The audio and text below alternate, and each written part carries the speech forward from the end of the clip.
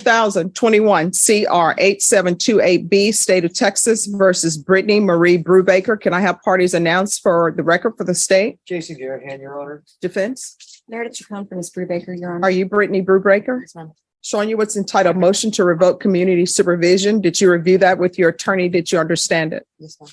Are you the same Brittany Marie Brubaker who was placed on community supervision in 2021 CR 8728B for the offense of possession of a controlled substance, penalty group 1 gram to 4 grams on February 23rd, 2022 for a term of 6 years? Is that you? Yes, ma'am. State? Yes, Your Honor. Violated condition number 4 in Bexar County, Texas. The defendant, Brittany Marie Brubaker, did in there fail to report to the supervision officer as directed for the months of March 2023 in violation condition number 4. How do you plead to that? True or not true? True. Waiver of any violated condition. Any objections? No, Your Honor. Did you understand by pleading true to violation of condition number 4, the court could find it true, grant the motion, sentence you to 6 years in prison and up to $1,000 fine? Did you understand? Yes. Knowing that, do you still wish to plead true to violation of condition number 4? Yes. Court will find violation of condition number 4 true. Is there an agreement? Yes, there is, Your Honor.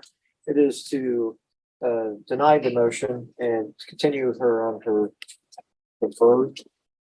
She's on regular. Probation, Your Honor, and have her attend the state contracted ISF cognitive track, remain in custody until a treatment bed is available.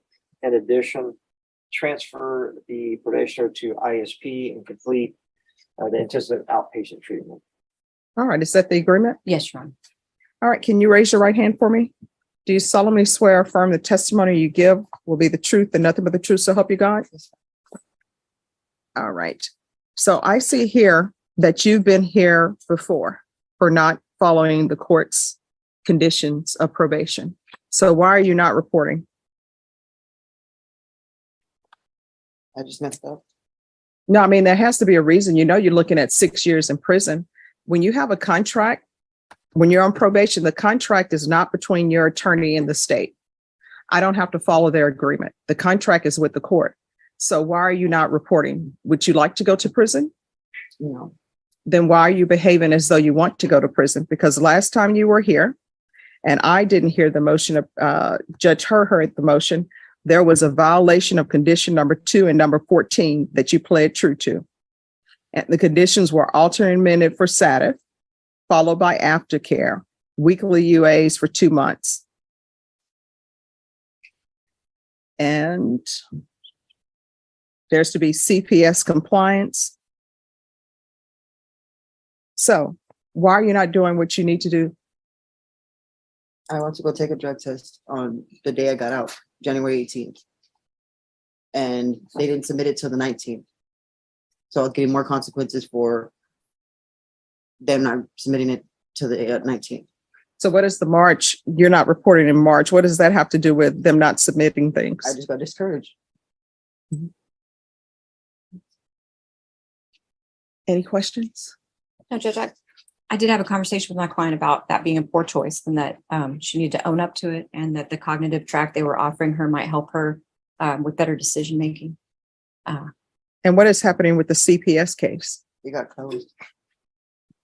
So were her rights terminated or? No, Your Honor, her son lives with her dad, which is where she was living. Probation? So is this a good fit ISF? And did she ever complete SATIF? She did 119 days in SATIF. The aftercare is where it kind of went awry. What Mr. Garahan stated, that is what the recommendation is from the probation department. Okay. All right. I'm going to give you a choice. Sometimes I can give people choices. Sometimes I cannot. I will grant the motion and sentence you to 2 years in the prison, or I will follow the recommendation that's been tendered. Which would you prefer? The 2. You want to speak to your attorney about that or no? Yeah. I'll support the ISF. Okay. All right. I'll deny the motion. Alternate amend conditions. to include state ISF cognitive,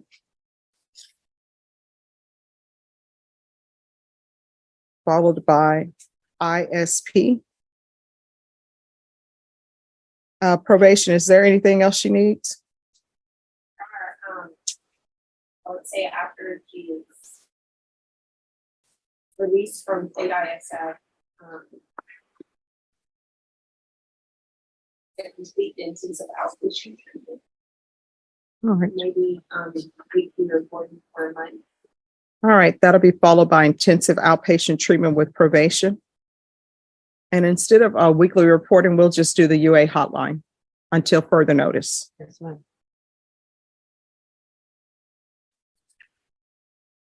Is there anything else that you need from the court? All right, in this court, communication is key. If there's an issue and you feel as though probation is not addressing it, you can always come back to the court. I'm here. You understand? Now, is there anything else you need to be successful? All right, do not come back here for not reporting again. You understand? All right, good luck to you. Thank you. Mr. Armand Harris. All right, thank you. I'm working on my pronunciations. So we have an issue, and the issue is with drug use. So they're requesting a residential treatment. Yes or no? You understand? Residential treatment, can you explain me a little bit more about it? That means that you will receive treatment inpatient, and hopefully that will help you with any drug issues you may be having, because it appears that you won't stop using marijuana. I already stopped using marijuana. All right. If you're drug tested today, what are the results going to be? Positive, but not for marijuana. Well, but anyways, it's a drug. No, because the problem is, and I understand people say marijuana stay in your system, but this marijuana has been in your system since February 2022. It should be gone by now. Yeah, it should. So why, and you were positive in March for marijuana of this year. And in May of this year, you're positive for marijuana. From March to May, there should not be marijuana in your system. I went to a rehab treatment, and I just get out of there like a month ago. Ah, so you've been in inpatient treatment. Yes, Your Honor. You should have led with that. Oh, I'm sorry for No problem. Let me see. That's what you need to lead with. Judge, I've been to inpatient treatment. Your Honor, this has been, it's been a while since the supplemental report was submitted. Okay. And so, the update, but we didn't have the compliance hearing because he was in that residential facility. So, from my understanding, he was in the facility for a little over a month. All right. So when's the last time you used marijuana or anything illegal? Last week I relapsed. See, I mean, Yeah. So it appears that it did not work. And do you need an interpreter? Because I see written on here. No, I got it. All right, so we need to figure out what to do with you, because you won't stop using marijuana. And I realize people say marijuana is not a big to do, but in Texas, it's a big to do because it's illegal. Yeah. And you just won't stop using marijuana. That's a problem. But what I want to say is that since I get out of rehab, I stopped smoking marijuana. But no, you just told me you relapsed recently. Yeah, but it's something else. See, yeah, I mean, that's a problem. Did you start using? Man.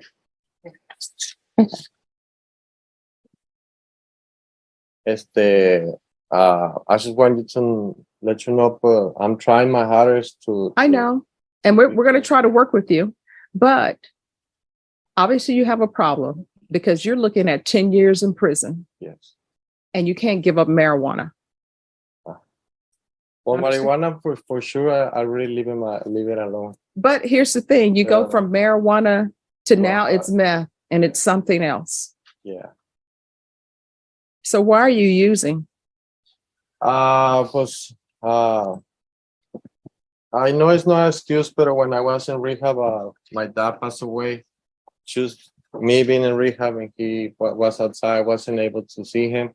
Mhm. And then coming outside, Oh, you could have seen him. People come to court all the time and say, Judge, this is what's happened in my life.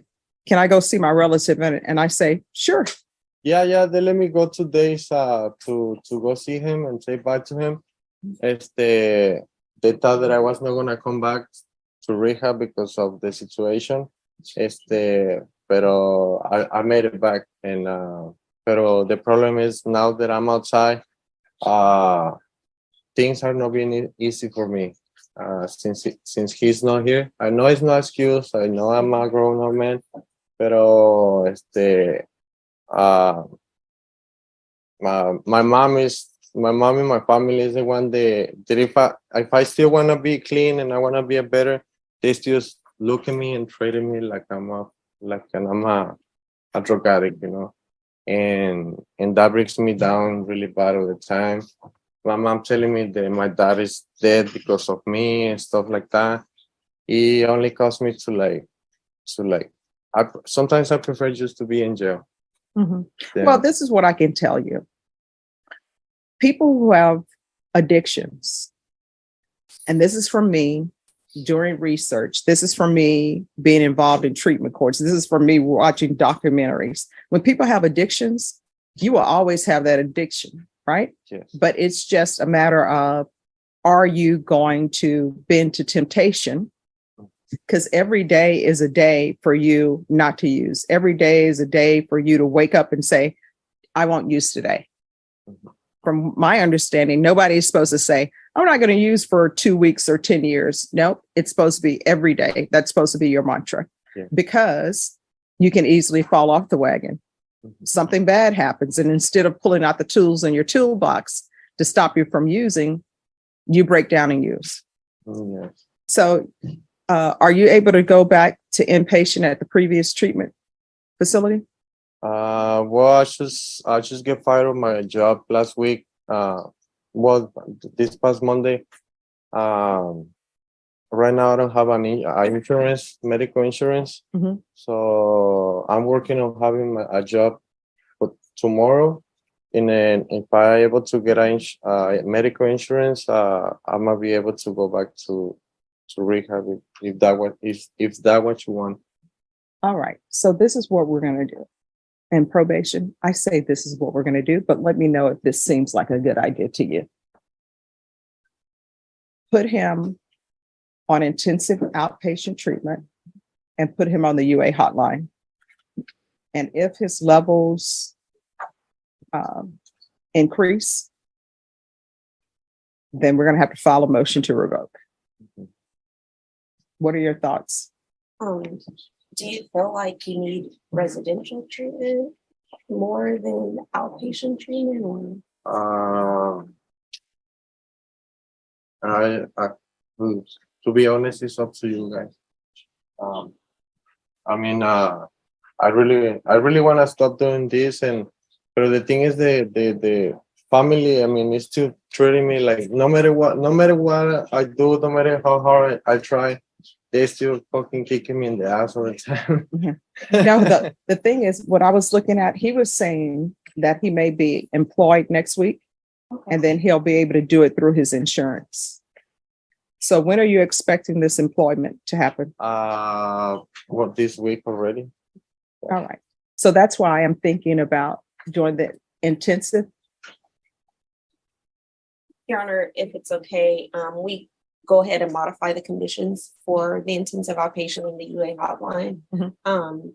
I would like to get an update from the CSO in regards to his employment status by the end of next week, and then maybe if the employment status is still unemployed, possibly status.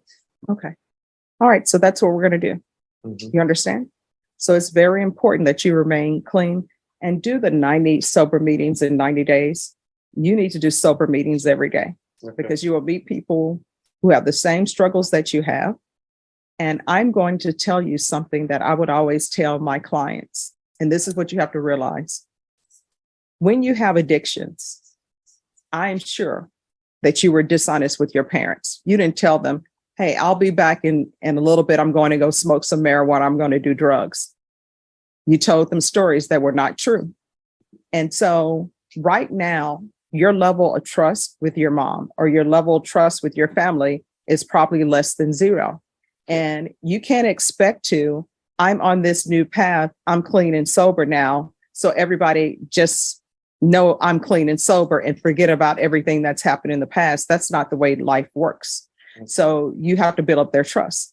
And continuing to use is not building up their trust. And it's not building up your trust with the court. You understand? Okay.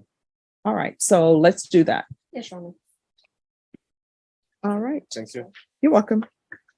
CR 12683, State of Texas versus Valerie Ann Ramos. Could I have parties announced for the record for the state?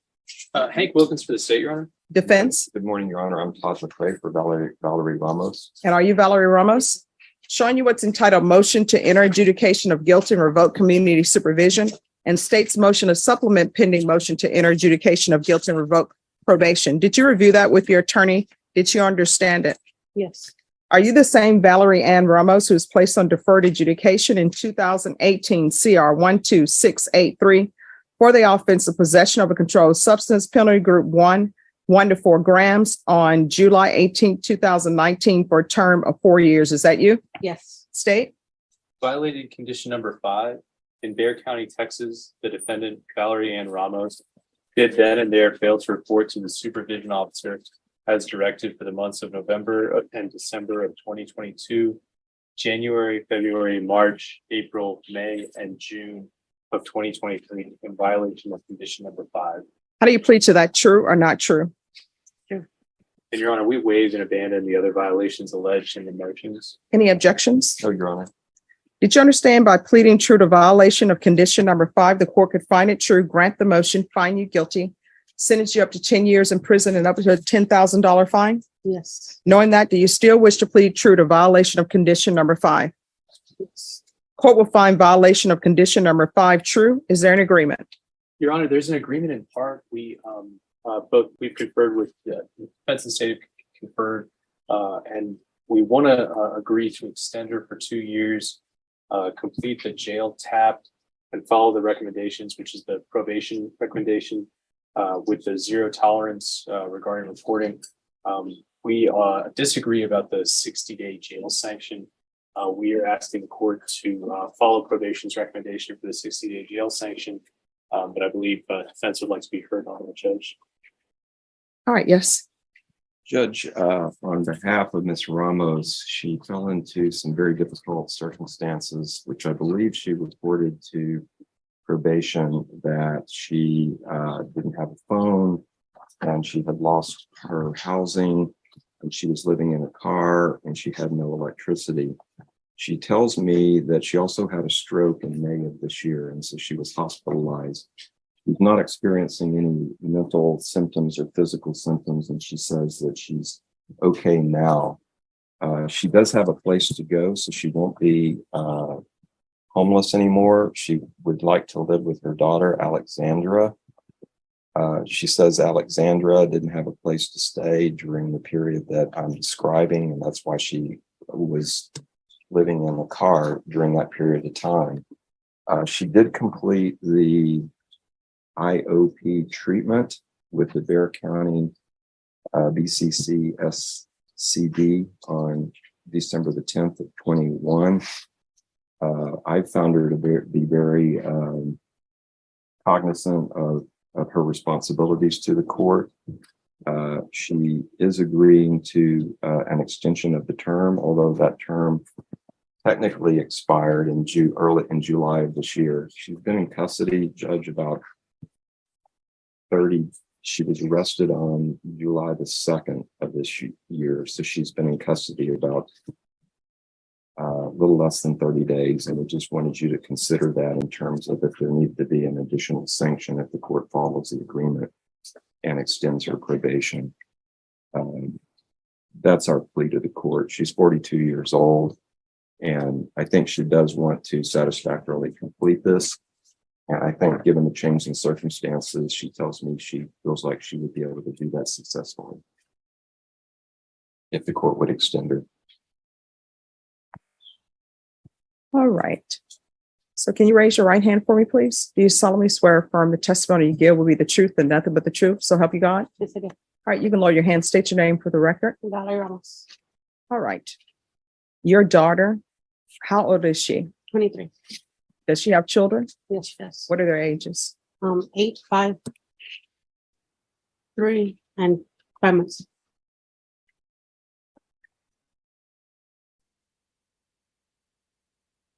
And so I'm assuming she's on housing.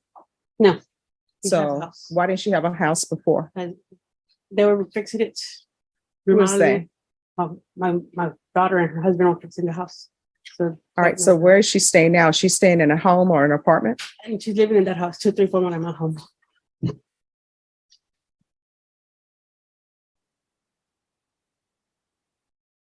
When's the last time you used drugs? It's been a while before my stroke.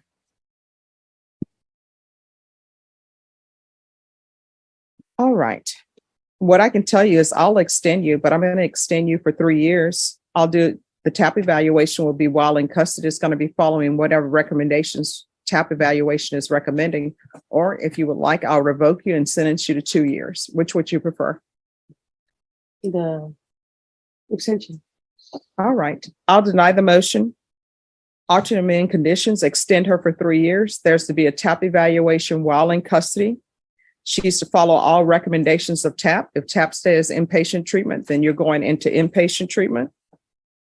There's to be no unsupervised contact with minors.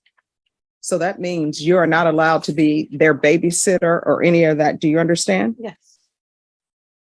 Probation, is there anything else?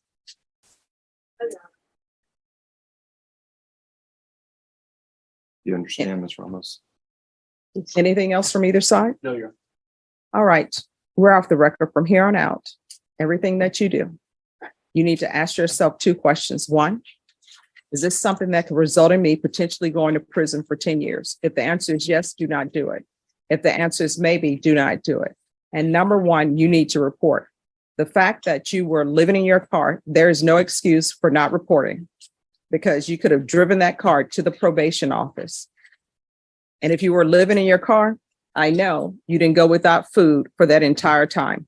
You could have asked somebody, could I use your cell phone? I need to call my probation officer.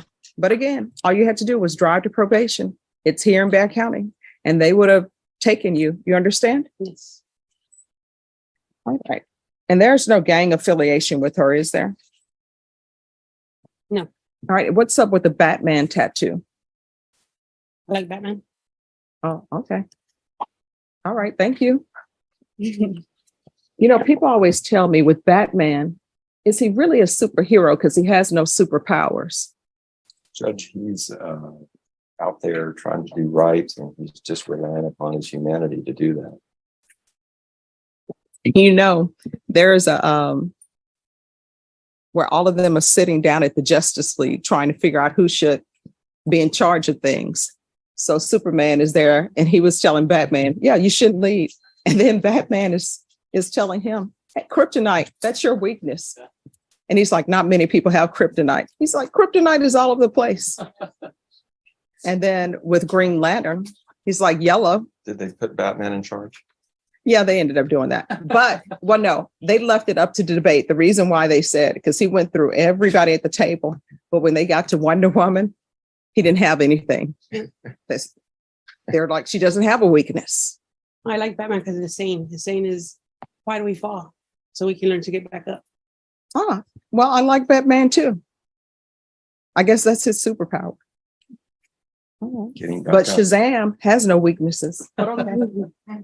All right. Thank you. Good luck to you. Thank you. Please subscribe to help the channel.